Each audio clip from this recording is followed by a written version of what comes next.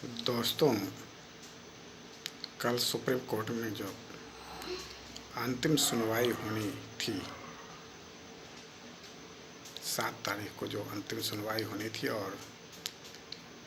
बिहार में जो एसआईआर का शुरुआत किया गया, एसआईआर की शुरुआत जो चुनाव आयोग ने की थी, उस पर 7 तारीख को फैसला आना था। लेकिन क्या कुछ हुआ, फैसला क्यों नहीं आ पाया, और फिर 9 तारीख यानी कल की तिथि, और अब चूँकि हम अभी देर रात 12 बजे के बाद रिकॉर्ड कर रहे हैं 8 तारीख को, तो 9 तारीख ही समझिए, आज ही फैसला आने वाला है। आपको क्या लगता है, सुप्रीम कोर्ट से क्या फैसला आने वाला है? एसआईआर को लेकर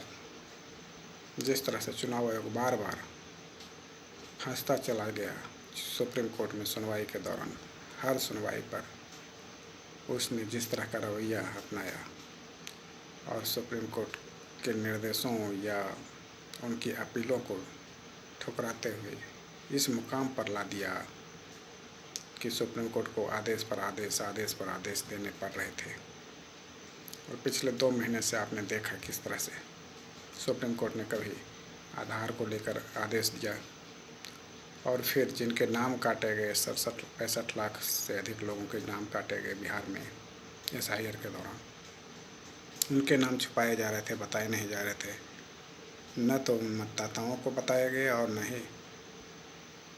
वेबसाइट के जरिए चुनाव आयोग इस तरह की जानकारी दे रहा था। और जो याचिकाकर्ता थे उन्हें भी जानकारी नहीं दी जा रही थी। उनके भी बार बार सवाल उठाए जा रहे थे सुप्रीम कोर्ट में, और पूछा जा रहा था कि कितने लोगों के नाम काटे गए हैं और कौन कौन हैं, किस किस आधार पर नाम काटे गए, क्या उनको खबर की गई, नहीं की गई। तो तमाम सवालों से बचता रहा सुप्रीम चुनाव आयोग, और अपने आप को बार बार संवैधानिक संस्था होने का दावा करते हुए, और ये सब जान रहे हैं कि आप संवैधानिक संस्था हो, लेकिन जो आपके तौर तरीके हैं, जिस तरह से आप नागरिकता तय करने की आड़ लेना चाह रहे हैं, बियॉन्ड द पावर जाकर आप काम करना चाह रहे हैं एसआईआर के बहाने। तो क्या हुआ कि 7 तारीख को फैसला नहीं आ पाया? सुप्रीम कोर्ट क्यों अटक गया? कहाँ चुनाव आयोग से गलती हो गई, और कहाँ इधर से जो विपक्ष से लगे हुए थे लोग, जिन्होंने इन्हें चुनाव आयोग को कोर्ट में घसीटा है, और बार बार हलफनामा के जरिए चुनाव आयोग को बार बार सफाई देनी पड़ रही है अपने, और बार बार घिर भी जाते हैं ये लोग, चूँकि इनकी मंशा स्पष्ट नहीं है, साफ नहीं है। और 7 तारीख को सुप्रीम कोर्ट फैसला देने को तैयार ही था लगभग, या तो उनके फैसले लिखे हुए होंगे या जिस भी तरह से तैयार होंगे। लेकिन जैसी बातें आई और 7 तारीख को जिस तरह की बातें सामने आ रही है, कि जिस तरह से आंकड़े दिए गए, जिस तरह से तर्क दिए गए, जिस तरह से बातें की गई सुप्रीम कोर्ट में प्रशांत भूषण और तमाम लोगों के जरिए, एडीआर के जरिए, योगेंद्र यादव की ओर से जिस तरह की बातें, दलीलें और जिस तरह से तथ्य पेश किए गए, बहुत सारे आंकड़े जो चुनाव आयोग नहीं दे रहा था, वो इन्होंने जुटा रखे थे, और ऐन मौके पर इस तरह से सारे आंकड़े सुप्रीम कोर्ट के पास पेश कर दिए कि चुनाव आयोग हतप्रभ हो रह गया, अचंभित हो गया, परेशान हो गया। उसे कोई जवाब सूझ नहीं रहा था। उसे तो लग रहा था मैंने सब कुछ निपटा लिया है, अब कहीं कोई दिक्कत नहीं है, और अब हम चुनाव की घोषणा भी कर चुके हैं या करने वाले हैं, और इसी सब आड़ लेकर वो बिहार के एसआईआर को अपना वैधानिक रूप से सुप्रीम कोर्ट से जीत हासिल कर लेना चाहता था, ताकि आगे फिर उन्हें किसी भी राज्य में करने में इसी तरह की मनमानी या और तरह की बातें लागू करने में अपने तरीके से कोई दिक्कत ना हो, कोई परेशानी ना हो। और इसी सोच के तहत सुप्रीम कोर्ट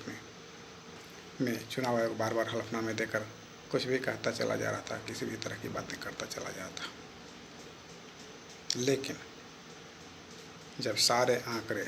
जो चुनाव आयोग देने को तैयार नहीं था। और इस बार भी बताया गया कि 3,66,000 लोगों के नाम और काटे गए हैं, और उनकी सूची जब मांगी गई तो देने के लिए तैयार नहीं था चुनाव आयोग वहाँ।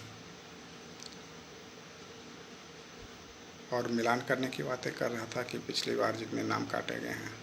और इस बार 3,66,000 और नाम काटे गए हैं, तो आप उन और कई सारे नाम जोड़े भी गए हैं, लाखों की संख्या में नाम जोड़े भी गए हैं। उस आंकड़े में भी कुछ घालमेल दिख रहा था। तमाम तरह से जब सुप्रीम कोर्ट में चुनाव आयोग इस बार फिर फैसले के दिन भी फंसता चला गया, तो सुप्रीम कोर्ट को उस दिन फैसला रोकना पड़ा और फैसला नहीं कर पाए और बाकी चीज़ों की मांग कर दी। और लिखित आदेश देकर सुप्रीम कोर्ट ने चुनाव आयोग से कहा है कि आपने और जितने नाम काटे हैं उनका भी ब्यौरा दीजिए और किस किस आधार पर काटे गए हैं, और क्या पिछली बार जो कटे गए नाम थे उनमें से बहुत सारे नाम फिर से वापस लिए गए हैं क्या। उन लोगों के दावे आए, कई सारे लोगों की आपत्तियां आई, और कई सारे लोगों ने जिन्हें जिंदा रहने के बावजूद मृत बताकर नाम काट दिया गया था, जिनका उन लोगों के भी नाम जोड़े गए होंगे। तो तमाम चीज़ें और तमाम आंकड़े स्पष्टता के साथ, पूरी पारदर्शिता के साथ अगर चुनाव आयोग विज्ञापित नहीं करता है, प्रचारित नहीं करता है, बताता नहीं है, वेबसाइट पर नहीं डालता है, तो निश्चित तौर पर इस बार कल क्या होगा, आज क्या होगा, आज का जो फैसला आने वाला है, आज तो फैसला देना ही पड़ेगा सुप्रीम कोर्ट को। और ऐन मौके पर जितने सारे आंकड़े इधर से पेश कर दिए गए प्रशांत भूषण समेत तमाम वकीलों की तरफ से कि चुनाव आयोग के ज़मीन तले, पैरों के तले ज़मीन खिसक गई, औंधे मुँह गिरा है चुनाव आयोग इस बार। और आज का फैसला बिल्कुल ही चुनाव आयोग के लिए एक कड़ी चुनौती साबित होने वाला है। कुछ भी फैसला आ सकता है, चुनाव रद्द भी, चुनाव SIR की इस प्रक्रिया की वैधानिकता पर भी फैसला किया जाना है। और जो तौर तरीके अपनाए गए, जिस तरह से बिहार में SIR इन्होंने किया, उसको भी फाइनली तौर पर अब निष्पादित करना है। सुप्रीम कोर्ट को बताना है कि क्या बिहार का SIR मान्य है, वैध है, सही तरीके से किया गया है, कहीं कोई दिक्कत नहीं, त्रुटि नहीं रहेगी और सब कुछ पारदर्शी तरीके से निपटा लिया गया है। अब कहीं कोई परेशानी नहीं होगी, या अगर परेशानी है, अभी भी कुछ खामी है, तो उसको कैसे दुरुस्त किया जाए। इस बीच जो 2-4 दिन का समय मिला है बस, उसके बाद नॉमिनेशन का दौर शुरू हो जाएगा। 2 दिन के बाद ही नॉमिनेशन 10 तारीख से शुरू करना है, अधिसूचना जारी करने के बाद। तो निश्चित तौर पर समय बहुत कम बचा है, बिहार का चुनाव सर पर है और घोषणा भी हो चुकी है। तो कल ये भी निर्णय आज आ सकता है, अगर बहुत सारे खामियां और बहुत सारी परेशानियां या बहुत सारे वैधानिक बातें रह गई हैं, त्रुटियां रह गई हैं, और जिस तरह की दाव पेंच में फंसा रहा चुनाव आयोग, स्पष्टता के साथ जवाब देने और तथ्यों को पेश करने के बजाय अपने अलग अलग नियमों का हवाला देता रहा, और जो नियम और वो सारे नियम जो 2003 की SIR के दौरान लागू किए गए थे, जो निर्देश जारी किए गए थे, उन तमाम निर्देशों को जिस तरह से छुपा रहा था, जिस तरह से दबा रहा था, और चुनाव आयोग से जब RTI के जरिए मांगा जा रहा था, जानकारी मांगी जा रही थी, तो उसने देने से भी इनकार कर दिया और बताया कि ऐसी कोई जानकारी उसके पास है ही नहीं, ऐसी कोई फाइल ही नहीं है उसके पास। 2003 में कैसे निर्णय लिया गया,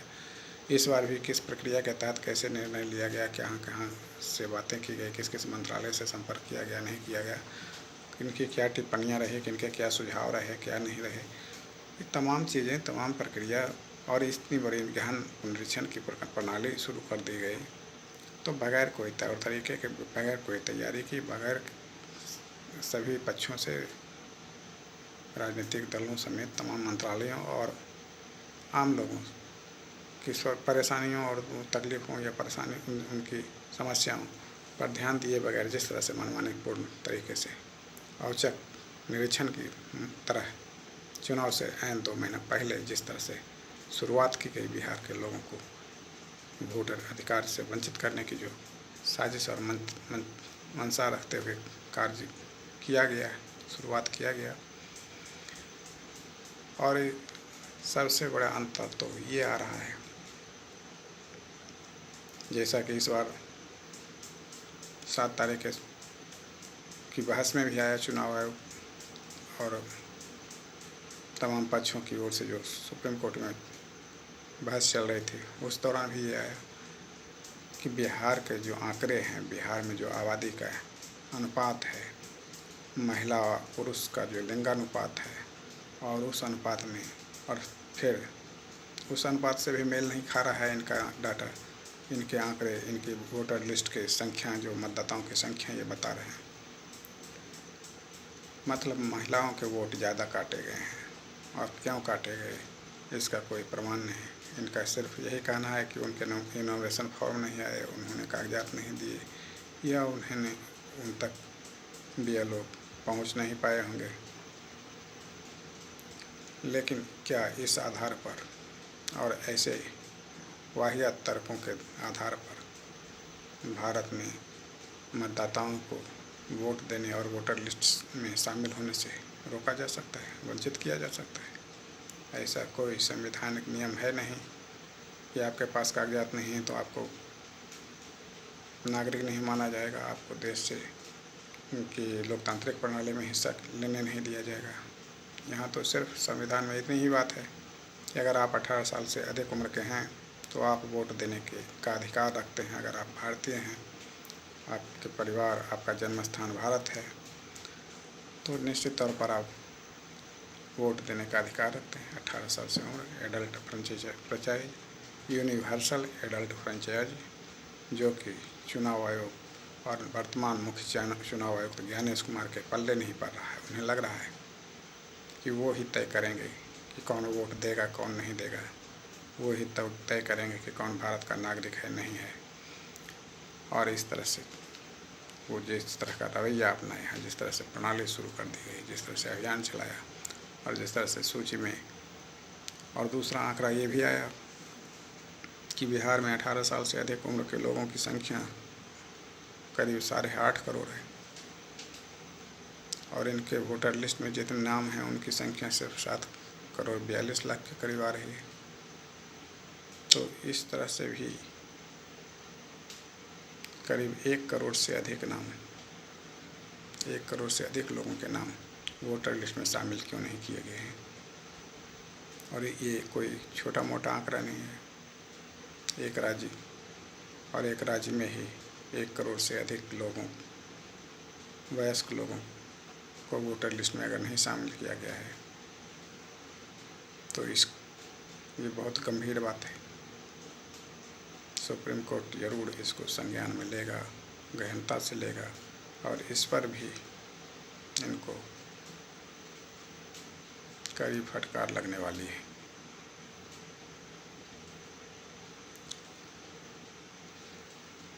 तो देखते हैं चुनाव आयोग और तमाम लोगों की जो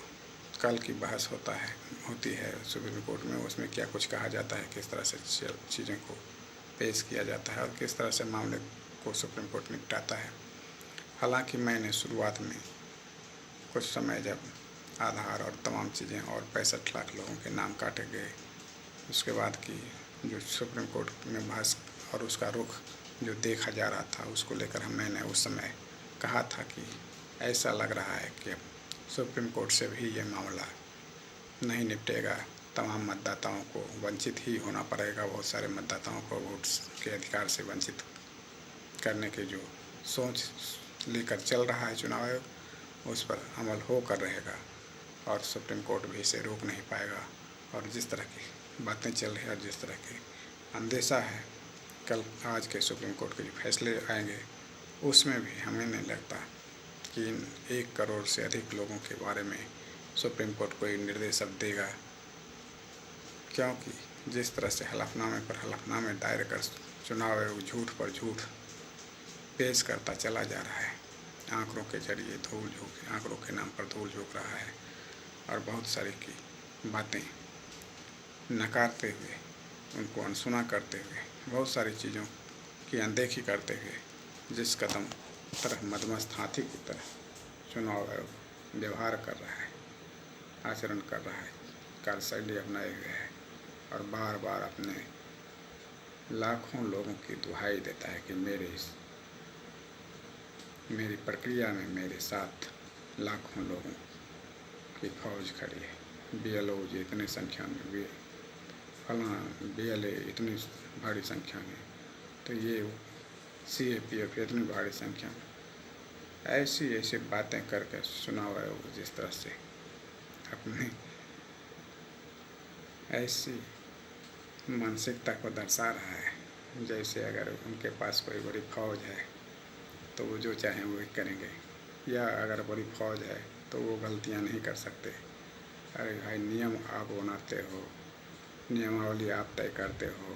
कागजात कौन से लगेंगे नहीं लगेंगे ये आप तय करते हो, तो फिर दोष दूसरों को और BLO को और ERO वगैरह को क्यों दे रहे हो? नियमावली तय करते समय ही तमाम चीज़ों का ध्यान रखा जाता है। ऐसी पुष्ट और व्यापक नियमावली बनाई जाती है जिसमें कोई लूपहोल नज़र न आए, जिससे कोई तर्क उसे काट न सके। लेकिन आपके तमाम नियमावली कटघरे में जब जाती है, जब अदालत के पास उस पर बहस होता है, उस पर चर्चा होती है, तो पता चलता है कि ये सारे नियम न तो पहले थे, और अगर अभी बनाए भी गए हैं तो ये पूरे परिपूर्ण नहीं है, व्यापक नहीं है, समावेशी नहीं है, अनुकूल नहीं है, और चुनाव आयोग की संवैधानिकता और संवैधानिक संस्था के तौर पर जो जिम्मेदारी है वो चुनाव आयोग दूसरों पर थोप रहा है। कभी BLA की आड़ लेता है कि BLA ने कोई शिकायत नहीं दी, कभी BLO की आड़ लेता है कि BLO तक लोग पहुंच नहीं पाए,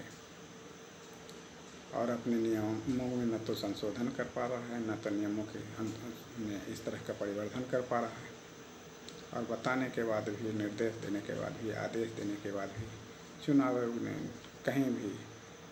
विज्ञापन के जरिए प्रसारित करने की कोई जहमत नहीं उठाई। मैंने कई राज्यों में जाकर देखा, कई राज्यों से होकर उस दौरान गुजरा, लेकिन कहीं भी मैंने नहीं देखा कि चुनाव आयोग ने प्रसारित किया हो कि बिहार में SIR चल रहा है, आप लोग अपना जो बिहार के नागरिक हैं वो अपने नाम को जोड़ने की प्रणाली में जुटें, और किस किस तरह से नाम जोड़े जाएंगे और किन किन के नाम काटे गए हैं, वो किस आधार पर काटे गए हैं, आप सूची पर जाकर देखें, आप वेबसाइट पर जाकर देखें। तमाम चीज़ों को यूं ही छोड़ दिया। अदालती आदेश के बाद भी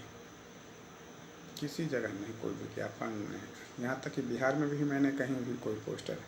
और इस तरह का कोई विज्ञापन नहीं देखा जिसमें चुनाव आयोग ने कहा हो कि आप जाकर मेरी वेबसाइट पर उन 65 लाख लोगों के नाम देखें जिनके नाम हमने काटे हैं विभिन्न कारणों से, मौत की वजह से, डुप्लीकेसी की वजह से। और अभी भी बहुत सारे लाखों लोगों के डुप्लीकेट नाम बताए गए। जब ADR ने 7 तारीख को सुप्रीम कोर्ट में आंकड़े पेश किए कि अभी भी लाखों लोगों के नाम डुप्लीकेट नाम चढ़े हुए हैं, और फिर बहुत सारे ऐसे नाम जोड़ लिए गए हैं इस दौरान में, और अभी भी ये खुली प्रक्रिया है। चुनाव आयोग ने चुनाव की जो घोषणा कर रहे थे, बिहार चुनाव की घोषणा, उस समय भी कहा कि नॉमिनेशन से 10 दिन पहले तक आप नाम जुड़वा सकते हैं अगर छूट गया है अभी भी। और उस समय क्या कहा गया, पहले प्रेस कॉन्फ्रेंस में मुख्य चुनाव आयुक्त ने क्या कहा कि अगर 30 सितंबर तक आपके नाम नहीं जुड़ पाते हैं तो आपका नाम कोई उपाय नहीं होगा, किसी तरह से भी नहीं नाम जोड़ा जाएगा। और चुनाव की घोषणा करते समय वो कह रहे हैं कि हम चुनाव से 10 दिन पहले, नॉमिनेशन से 10 दिन पहले, नॉमिनेशन खत्म होने से 10 दिन पहले तक नाम लेते रहेंगे, नाम जुड़वाते रहेंगे, जोड़ते रहेंगे। कुल मिलाकर चुनाव आयोग इस तरह से फंस जाता है, और अदालती प्रक्रिया भी साथ साथ चल रही है। वहाँ भी मामला निपटा नहीं है, इसलिए तमाम चीज़ों को देखते हुए चुनाव आयोग बार बार इस तरह से खेल कर रहा है, इस तरह से आड़ ले रहा है। कभी चुनावों की आड़ लेगा, कभी बिहार के मतदाताओं की आड़ लेगा, कभी अपने हज़ारों की संख्या में BLO की आड़ लेगा, और फिर इस बात की दुहाई देगा कि वहाँ कार्यकाल समाप्त हो रहा है, बिहार में चुनाव कराना जरूरी है, देर करना उचित नहीं होगा। और इन सब बातों को करके ये फौरी तौर पर इधर उधर से सोच रहा है कि अदालत से इस बार मुक्ति मिल जाए, हमें परमिशन मिल जाए एफआईआर करने की, और फिर हम तमाम मनमानी करते चले जाएंगे पूरे देश भर में। एक राज्य में आप 1 करोड़ से अधिक लोगों को जोड़ नहीं पाए जो कि वहाँ के नागरिक हैं, वहाँ के जनसंख्या में शामिल हैं, आए हैं। जनसंख्या जब आबादी की गणना की गई उसमें तमाम आंकड़े आए, और हाल में जाति गणना या तमाम गणना के आधार पर भी बहुत सारी संख्या आई। और दूसरी बात, लिंगानुपात का जो आंकड़ा जनगणना में आ रहा है उस तरह का आंकड़ा और उससे मिलता जुलता उस लेवल का आंकड़ा आपके मतदाता सूची में क्यों नहीं आ रहा है? आपने मतदाताओं और खासकर महिला मतदाताओं के नाम ही क्यों काटे ज़्यादा? और रहने के बाद भी, मौजूद होने के बाद भी, तमाम चीज़ों के बाद भी आप किसी राज्य की मतदाता सूची से इतने सारे लाखों संख्या में नाम कैसे हटा सकते हैं? और फिर मतदाताओं पर क्यों डाली जा रही है? सबसे बड़ी बात तो योगेंद्र यादव यही बात उठा रहे हैं कि ये काम चुनाव आयोग का है कि वोटरों के नाम जोड़ना, और अब मतदाताओं पर ढकेला जा रहा है, मतदाताओं पर लादा जा रहा है कि मतदाताओं का दायित्व है कि अपना नाम वोटर लिस्ट में जुड़वाएं, मतदाता सूची में जुड़वाएं। एक तरह से पूरी तरह से उल्टी व्यवस्था, उल्टी गंगा बहाने की कोशिश चुनाव आयोग कर रहा है, और इस तरह घिर गया है, इस तरह फंसा दिया है। सुप्रीम कोर्ट को भी इस तरह से फंसा कर रख दिया है कि उसे भी कुछ कहते सुनते नहीं बन रहा है। एक संवैधानिक संस्था, और जिस तरह से उसके पास अधिकार भी हैं एफआईआर करने या किसी भी तरह से काम करने का उसके पास अधिकार है, लेकिन उसके पास तो यही अधिकार है कि तमाम लोगों के नाम जोड़ने हैं। किसी भी आधार पर किसी का नाम काटने की ज़रूरत ही नहीं है। जो अगर नागरिक है तो भारत का नागरिक है, भारत में रहने वाला है, बिहार में रह रहा है, बिहार में उसका जन्म स्थान है, किस आधार पर आप कैसे उड़ा दीजिएगा? इतने लाखों की संख्या में लोग विदेश जाकर नहीं बसे हैं। बिल्कुल गलत आंकड़ा अगर दिया जा रहा है कि इतनी संख्या के लोग बाहर बस गए हैं, बाहर चले गए हैं, विदेश में चले गए हैं, दूसरी जगहों पर बस गए हैं।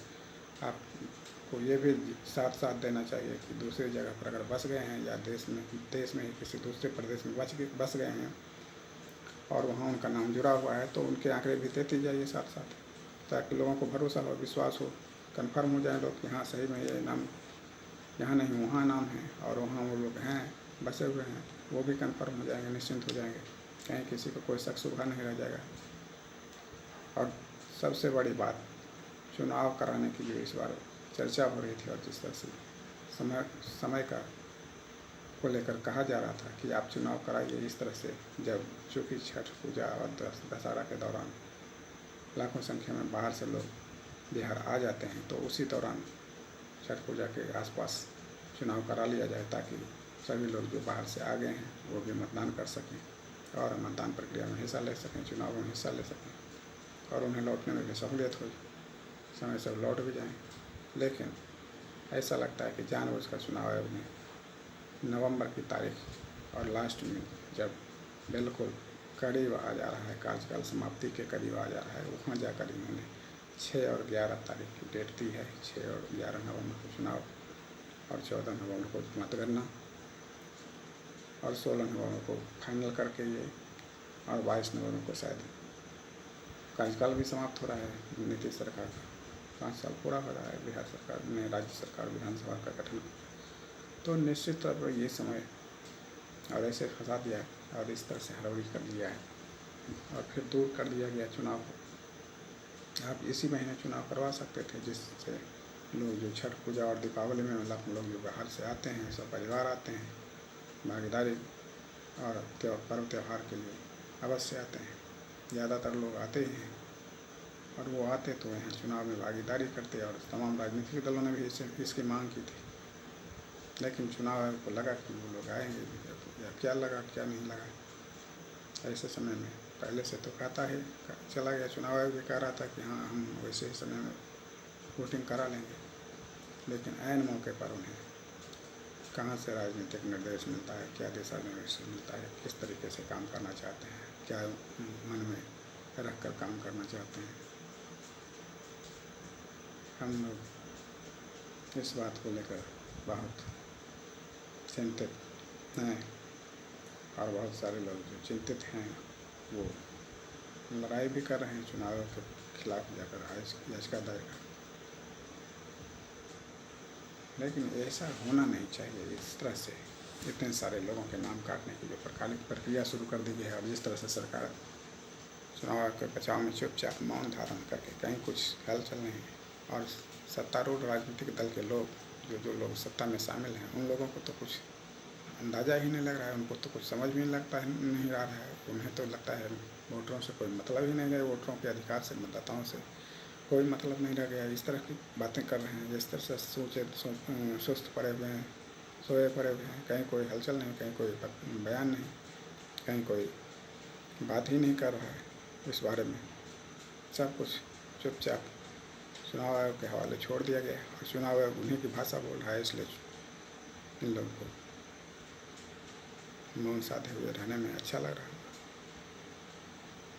तो खैर देखते हैं सुप्रीम कोर्ट से क्या निर्णय आता है, और फिर ये ऊँट किस करवट बैठता है, ये प्रक्रिया आगे किस तरह से जारी रहती है नहीं रहती है। इसी तरह के वीडियो देखने के लिए और ऐसे ही परिचर्चा में भाग लेने या अपनी बातों को समझने के लिए आप इस वीडियो